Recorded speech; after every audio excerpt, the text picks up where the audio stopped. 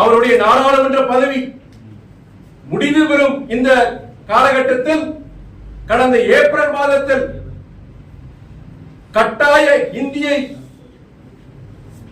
வெட்டி சாய்ப்போம் என்று புரட்சி கவிஞர் பாரதிதாசன் பாடல் வரிகளை குறிப்பிட்டு கர்ஜித்தவர் நம் தலைவர் வைகோ அவர்கள்.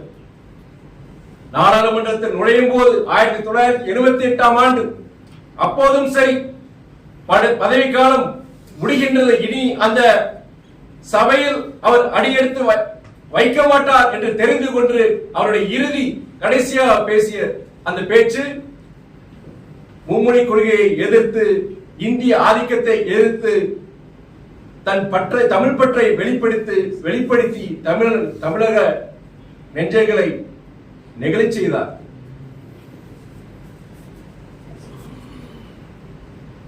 நாடாளுமன்ற வரலாற்றில் பார்லிமெண்ட் டைகர் என்றால் அது திராவிட இயக்க போர்வால் தலைவர் வைகோதான்.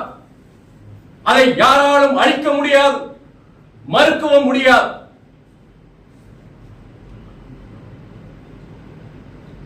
பொன்குடம் உடைந்தாலும் அது பொன்குடம் தான். 3 முறை ஒன்றிய அமைச்சர் பதவி தனக்கு அந்த வாய்ப்பு வந்த பொழுது அதை மறுதளித்த அரசியல் அதிசயம் தலைவர் வைகோ ஆவார்.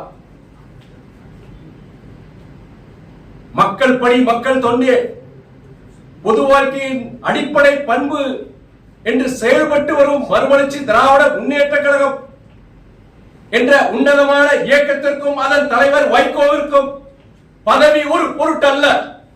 எங்கள் மக்கள் பணி தொடரும். திராவிட இயக்க போர்வால் தொடர்ந்து சுழலும். தமிழ்நாட்டின் குரலாக தொடர்ந்து ஒலிக்கும். இதையும் கடந்து செல்வோம். நன்றி.